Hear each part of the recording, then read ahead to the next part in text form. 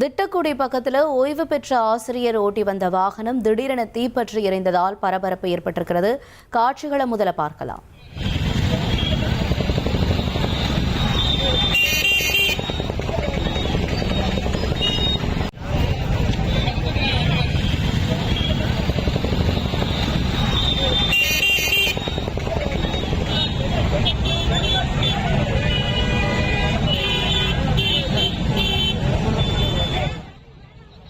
இந்த காட்சிகள் பதிவாகி இருக்கக்கூடிய இடம் கடலூர் மாவட்டம் திட்டக்குடி அடுத்திருக்கக்கூடிய ராமநத்தம் பகுதியைச் சேர்ந்த ஓய்வு பெற்ற ஆசிரியர் மருதமுத்து தன்னோட உறவினர் ஈமச்சடங்கிற்கு பொருட்கள் வாங்குறதுக்காக போயிருக்காரு.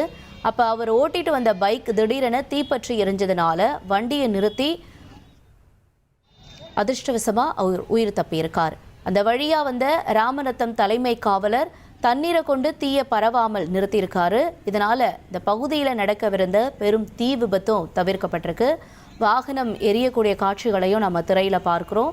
தொடர்ந்து காவலனுடைய இந்த செயலை பாராட்டி பொதுமக்களும் அங்கு வாழ்த்துக்களை தெரிவித்திருக்கிறார்கள். எந்த அசம்பாவிதமும் இந்த நிகழ்வால் நடைபெறலை.